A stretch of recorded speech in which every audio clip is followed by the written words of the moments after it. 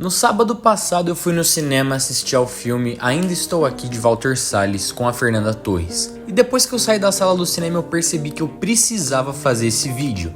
Não só pela qualidade desse filme ou pela atuação da Fernanda Torres, que realmente foi incrível, mas eu quis fazer esse vídeo para te contar a história de uma das maiores atrizes da história do nosso país, que infelizmente foi injustiçada na premiação do Oscar. Obviamente eu tô falando da Fernanda Montenegro.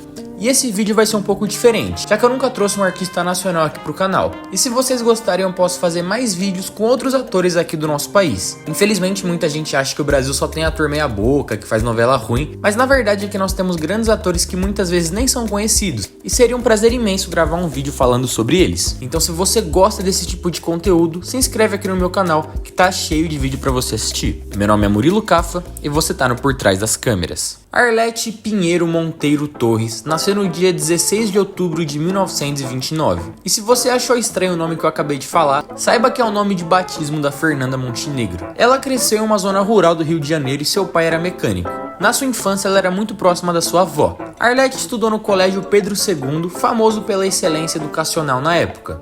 E após concluir o curso primário, Arlete se formou em secretariado no curso Berlitz, que incluía línguas estrangeiras e datilografia. Ela na sua juventude sempre gostou das locuções que passavam no rádio, já que na época não tinha televisão ou novela. Então um grande entretenimento naquele período era o rádio. Com 15 anos de idade, ela se inscreveu para um concurso de locutores na Rádio MEC, sem pretensão nenhuma, já que naquela época, rapaziada, era bem difícil uma mulher ter destaque em alguma rádio ou algo do tipo. Mas ela já chamou a atenção e foi chamada para participar da rádio e assim começou sua carreira. E é nesse ambiente que a Arlete adota o nome de Fernanda Montenegro, aos 16 anos, assim que ela começou a ser redatora da rádio. E ela escolheu esse nome por conta da sonoridade da palavra Fernanda, que de acordo com ela, lembra os personagens de romances escritos no século XIX. E ainda bem que ela escolheu esse nome, né? Porque ela poderia muito bem ter escolhido tipo Jaquenildes Raimunda.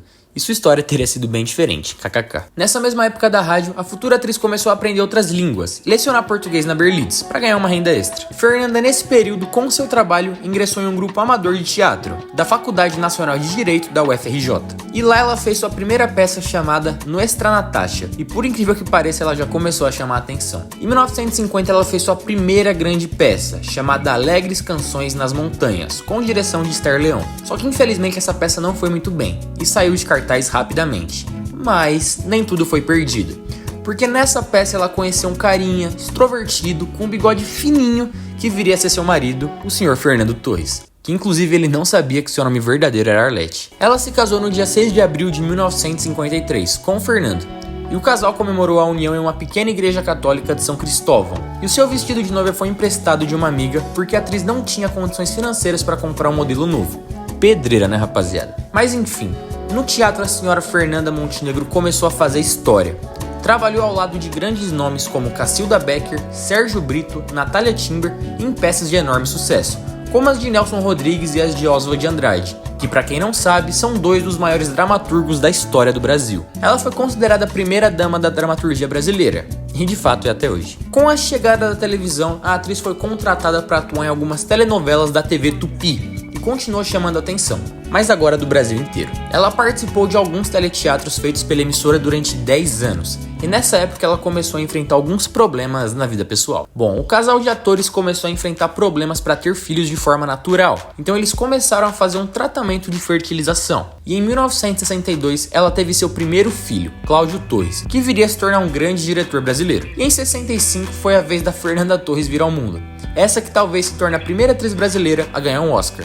Uma família de peso, né? Não tem jeito. Mas o que aconteceu, rapaziada? Tanto na primeira quanto na segunda gravidez, a Fernanda enfrentou problemas com a gestação e por um grande período teve que se afastar das telas e do palco. Mas ela voltou com tudo e passou a focar inteiramente no teatro. E uma grande surpresa ocorreu em sua jornada: o cinema. Em 1970, a atriz participou de seu primeiro filme, chamado A Falecida. Nesse filme, a atriz interpreta Zulmira, uma mulher frustrada que tá com a saúde toda fodida, pobre e doente. A única coisa que ela se importa é com seu funeral. Essa história é de Nelson Rodrigues e o filme faz adaptação de sua peça. Bom, a atriz voltou pra televisão em 1981, interpretando a personagem Silvia, na novela Baila Comigo da TV Globo, e atuou ao lado de grandes artistas como Tony Ramos e seu próprio marido Fernando Torres. Na novela, a atriz interpretou uma atriz também, kkk. Silvia era a mulher de Caio, um procurador que paga uma mesada mensal para Silvia que abandonou sua carreira de atriz. Eu nunca assisti essa novela, mas perguntei pra minha mãe, que tinha 7 anos na época, se ela lembrava de alguma coisa. Ela disse que a novela foi um sucesso. Então é isso. A partir disso, a Fernanda voltou pro topo da televisão brasileira. E em 83, ela participou da novela Guerra dos Sexos, um sucesso estrondoso pra época. A novela é lembrada até hoje e tem como pano de fundo a disputa entre homens e mulheres, por isso que se chama Guerra dos Sexos. Cada grupo tentando provar sua superioridade sobre o outro. A Fernanda interpretou a personagem Charlot, que recebeu uma herança do seu tio e tem que disputar ela com seu primo Otávio. E nessa novela tem uma das cenas mais icônicas da televisão brasileira, que é quando Charlot e Otávio começam a atacar comida na cara um do outro, kkk.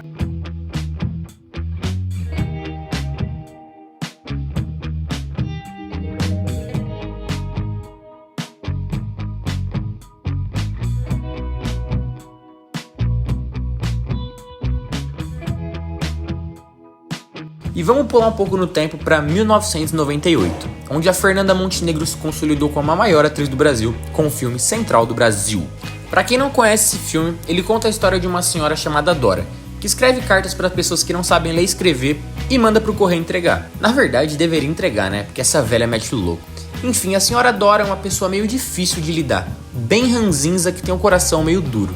Até que um dia uma mãe e um filho vão escrever uma carta ao pai do menino, que abandonou os dois. Dora nem envia a carta que eles mandam, kkk. Mas por conta da insistência do menino em conhecer seu próprio pai, eles voltam lá para escrever mais cartas. E acontece que um desses dias a mãe desse menino é atropelada e morre. Dora vê isso e de início não se dispõe a ajudar o moleque, mas depois de ver que o menino não tem pra onde ir, ela decide ajudar ele a encontrar o pai. Mas primeiro decide vender ele, né, kkk.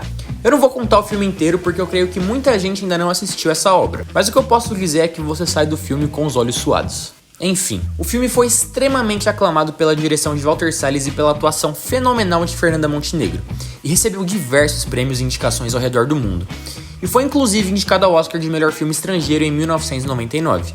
E o que aconteceu nesse Oscar, né, rapaziada? Simplesmente passaram a mão na bunda dos brasileiros e riram da nossa cara. A Fernanda Montenegro foi indicada como a melhor atriz, obviamente, e ela tava concorrendo com atrizes de peso como a fucking Meryl Streep e a Cate Blanchett, mano. E ela simplesmente perdeu pra Gwyneth Paltrow. Depois dessa, acabou o vídeo. É sério, o melhor papel que essa mulher fez na vida foi como Pepper nos filmes do Homem de Ferro, velho. A atuação dela em Shakespeare Apaixonado foi tão irrelevante que ninguém nem lembra dela, nem desse filminho totalmente mentiroso. Nessas horas a gente precisa de um Kanye West, mano. E pra piorar, a atriz ainda deu uma entrevista falando que ela usa esse Oscar como peso de porta. É simplesmente inacreditável.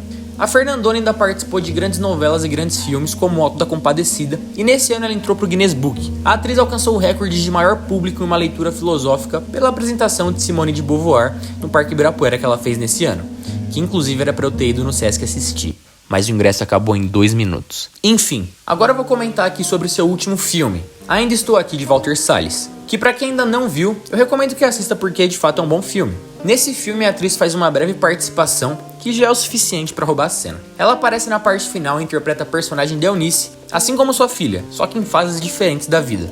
Talvez esse filme faça história no Brasil e consiga seu primeiro Oscar com a atriz Fernanda Torres. E se pensarmos de forma otimista, ele também pode ser indicado ao Oscar de melhor filme estrangeiro, o que já seria uma grande honra. Então todo o Brasil vai ficar na torcida para que finalmente esse careca de ouro venha para o nosso território pela primeira vez. Fernanda Montenegro é admirada não apenas por sua habilidade na atuação, mas também por sua integridade, postura e dedicação às artes cênicas. Sua trajetória é um exemplo de paixão, talento e compromisso com a cultura brasileira.